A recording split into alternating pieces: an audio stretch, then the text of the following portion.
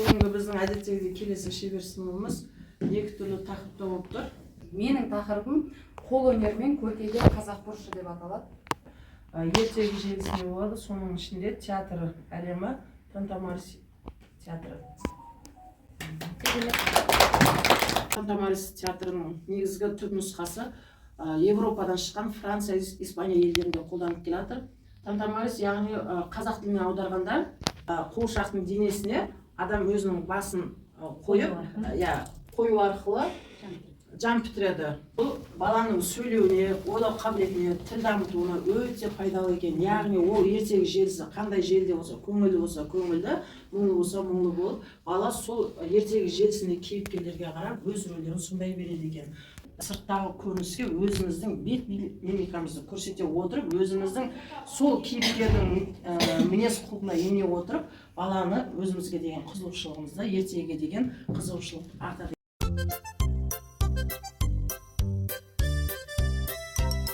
Ерте-ертеде шал мен кемпір өмір сүрді. Бір күні шалдың қарны ашып, кемпіріне былай дейді: Кемпірім, қарным ашып кетті. Бауырсақ пісіріп бересің бе? Жарайды, шалау. Үйде ұнда қалмап еді. Қаптың түбінде азғандай ғана ұндар сол қапты қағап сілтіп бауырсақ пісіріп берейін.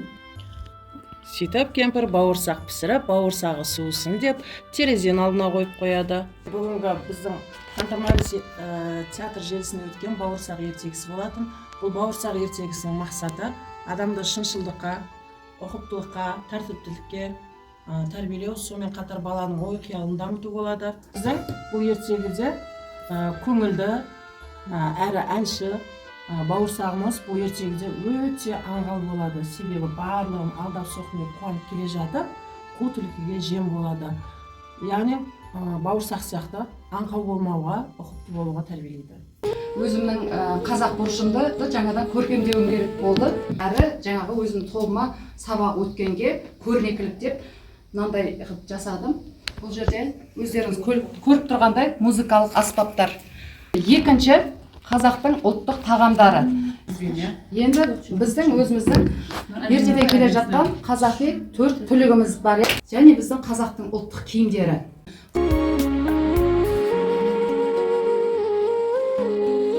Тақырып қандай қыздар?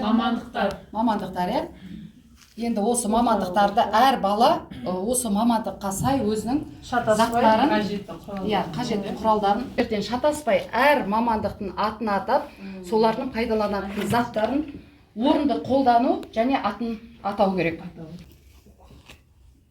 Мына өзіміздің қолымызда алынып тұрған тақтайшамызда басында қандай түсті, сол крышкаларды жинайтын боламыз. Қайсымыз жылдам жинаймыз. Енді уақыт шапшаңдығына қарай. Түсті түрді ажырату және баланы шапшаңдығы керек.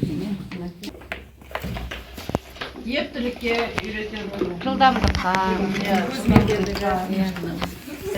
осындай әдістер көптеп қолданып, қақпақтарды, пластик бутылкаларды, коробкаларды қолдану арқылы көптеген көрнекіліктер балаларға ойындар жасауға болады. Оны алдыңғы жұмыстарымызда да айтып жүрміз, барлықтарыңыз топта да қолданып жатсыңдар.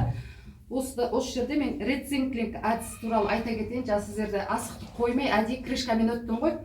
Соның мазмұнын айтып жіберейін. Рециклинг деген тұрмыстық қалдықтар, пластик, қағаз, металл, қорапша, жүн сияқты қайта пайдалану арқылы жаңа бұйым жасау әдісі екен. Қазіргі таңда экономикалық мәдениетті қалыптастыру мен табиғатты қорғау мәселесі қоғамның маңызды бағытына айналды. Осы бағытта елімізде көптеген экологиялық және әлеуметтік маңызы бар жобалар жүзеге асырылуда.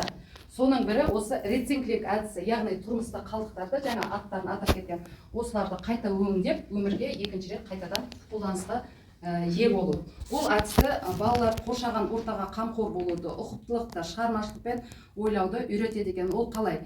Мысалға шашылып жатқан, көшедегі жатқан крышкалар, ол сол жаттан кейін мусорға кетеді. Оны біз алып жинастырсақ балаларға, бір шетінен біз көшені тазартқызамыз, үлкендердің қызметін бағалайды. Екіншіден осыны біз басқа тағы да бір іске қажетімізге жарата алады екенбіз. Осындай мысал ретінде Шымкент қаласында жүзеге асқан қақпақтар өмір сыйлайды атты қайырымдылық акциясын айтуға болады. Бұл жобаның мақсаты онкологиялық аурумен күресіп жатқан балаларға қаржылай көмек көрсету.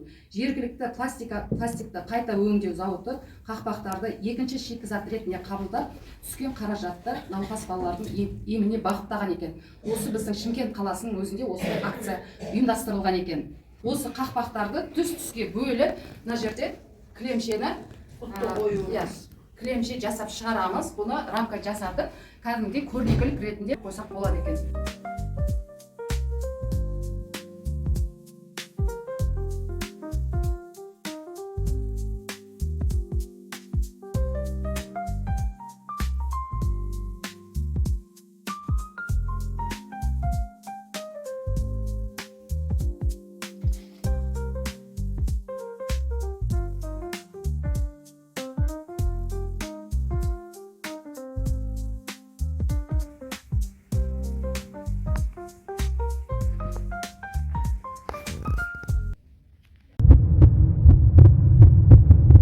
Тәрбиешінің жүрегі мейірімділікке толы деп бастайын. Мына жерде мынау ыдыс көріп тұрсыздар, шыны ыдысты. Бұл біз өзіміз, яғни тәрбиешілер. Тәрбиеші ол баланың жүрегіне жылылық сыйлайтын, мейірім сыйлайтын жан. Өздеріңіз біліп тұрсыздар, тәрбиеш деген жалпы бір сөздің өзі айтып тұр, баланы тәрбиелейді, сол арқылы ата-ананы тәрбиелейді, қоғамды тәрбиелейді, баланы кішкентайынан тәрбиелейтін адамды тәрбиеші деп айтады екен. Енді осы тәрбиешіге бір күндік көңіл күйді кім сыйлайды? Біз асанда жұмысқа келеміз, әдемі көңіл күймен келеміз жұмысқа, бірақ кенеттен біздің көңіл күйіміз түрлі себептермен бұзылуы мүмкін. Енді мына жерде мен алып тұрған шыны ыдысым, бұл тәрбиеші деп елестетіңіздер. Бізге жаңа түрлі факторлар әсер етеді деп жатырмыз. Ол қандай факторлар? Мына тәрбиеші үйден келген кезде топ-тонық мөлдір судай, балама бүгінгі күні қандай тәрбие берем деп дайындалып, үйден әдемі болып осылай келеді екен. Сол кезде біздің жүрегімізге түрлі факторлар әсер етіп, содан жүрегіміз кішкене лайланып, мөлдірлігі жайлап құри бастайды екен. Ол қандай факторлар? Мысалға, ата-аналардың тарапынан түрлі қысымдар болады, бізде. Қысым деуге шыны келе қоймас, бірақ әртүрлі кішкентай мелочтың өзі кәдімгідей жүрекке әсер етеді. Ол балам неге жылап қалды?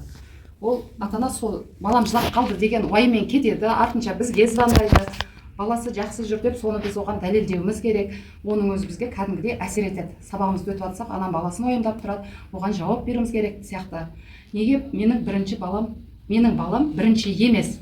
Ол бізде утренниктерде, ашық сабақтарда, әртүрлі әрекеттерін түсірген кезде осы бізге қатты әсер етеді. Әр ата-ана өз баласын бірінші қойғысы келеді. Оны барлық баланың алдына қоя алмаймыз, ол кезегімен болатын нәрсе. Осы ата-аналар тарапынан болатын сын десек те болады, қысым десек те болады. Ол біздің мөлдір жүрегімізге кішкене әсер етеді. Міне, түр-түсі өзгеріп жатыр. Екінші әсер ететін ол біздегі қоғамның көзқарасы. Тәрбиеші болу деген оңай ғой. Кішкентай балалардың ортасында жылы жерде отыр, әшейін жылатпай кешке шейін қараса болды дейді. Бірақ қазіргі заманда тәрбиеші сондай жұмыс атқарады ма? Ондай жұмыс емес. Бізде де әжептәуір берілген өзінің нормалары бар. Балаларға қараймыз, сабақ береміз, киіндіреміз оларды, үйлеріне тап-таза қайтарғымыз келеді, ешкімді құлатпай, жылатпай солай қайтарғымыз келеді. Осы бірақ бір сөздің өзі бізге әсер етеді. Тәрбиеші не қарап отыр деген сөздер мысалға. Міне, біздің жүрегіміз тағы да мөлдірлігінен айырыла бастайды екен. Дәл сол сияқты бізде жұмыс бабында да әртүрлі қысымдар болады. Мысалы, басшылық тарапынан. Оқу жылының жаңадан басталып жатқан кезде біз әртүрлі форматта жұмыс істейміз, биылғы жыл дейміз. Соны өзіміздің дайындап келген қағаздарымыз жарамсыз болып қалып жатады. Биыл бұл саламен жұмыс жасамаймыз, басқа бағдарлама деген сияқты. Одан кейін әртүрлі ертеңгіліктер өткен кезде де әртүрлі сынға ұшырап жатамыз. Дұрыс емес, дұрыс бағытта емессің деген сияқты. Бұл да бізге әсер етеді екен. Одан кейін өз-өзіңе қысым. Ол қандай қысым? Бәріне үлгеруім керек. Біздің мойнымызда бірнеше тапсырма тұр. Жұмыста балаларымыз, үйге барсақ өзіміздің отбасымыз деген сияқты. Соның бәріне үлгеруім керек деп өзімізді іштей дайындап жүреміз. Бірақ қазір уақыттың тапшылығына байланысты көп нәрселерге үлгере алмай қаламыз. Бірақ сол мына жерімізде тұрады. Үйге барғаннан кейін ойлаймыз, мен балабақшада балаларға қатты сөйлеп қойдым ба, ата-анаға дұрыс жауап қайтармай қалдым ба, мен бүгін жасаймын деп алып барған жұмыстарымды соны 100% орындай алдым ба, алмадым ба деген сияқты түрлі ойлар бізді мазалайды. Осының бәрін ойлай тәрбиешінің ойында тазалық жайлап жоғала бастайды екен. Оны өздеріңіз көрдіңіздер.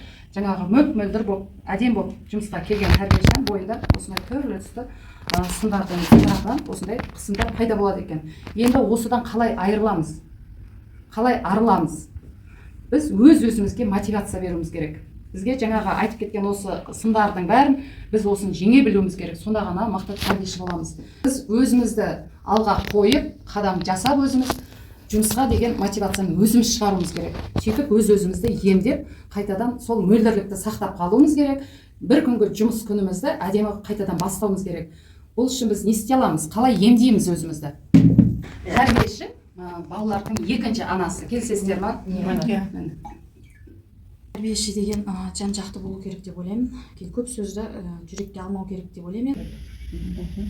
Өзіне сенімді болу керек деп ойлаймын. Жарық сыйлайтын адам болу керек. Иә, дұрыс айтасың. Кішкентай жүректерге жарық сыйлайтын.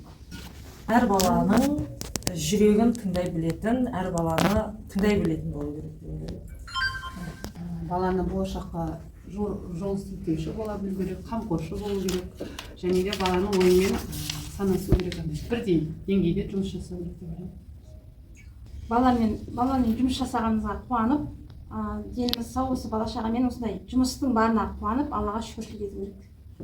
Тәрбиешілер өзі ата-ана болғаннан кейін ана ретінде мейірімді болып, балаға мейірімді болу керек. Енді жаңағы жатыр ғой, басшылықта өзінің тәрбиешіге деген ертеңгіліктерде сыналып жатамыз деп жатыр. Оның бәрі тәрбиешілерге сынақ емес, оның бәрі келешекте сондай сынақты болдырмау үшін, алдына қойған мақсатты орындай білу үшін, өзіне өзі мықты болу үшін, мықты тәрбиеші болу үшін айтылатын мотивация деп білемін. Өзімізге, тәрбиешілер өз-өзімізге мотивация беру арқылы жүрегімізді қайтадан тазартып, сол мөлдір тұнық қалпына қайтардан келтіріп алдық. Енді осындай әдемі тұнық жүрегімізбен біз балаларға кешке шейін тек қана жақсы нәрселерді үйрететінімізге сеніміміз мол. Әрқашанда өзімізді қолдап, өзімізге мотивация беріп, ата-анамен де баламен де мөлдір таза жүрекпен жұмыс істей берейік деп қорытындылағымыз келеді.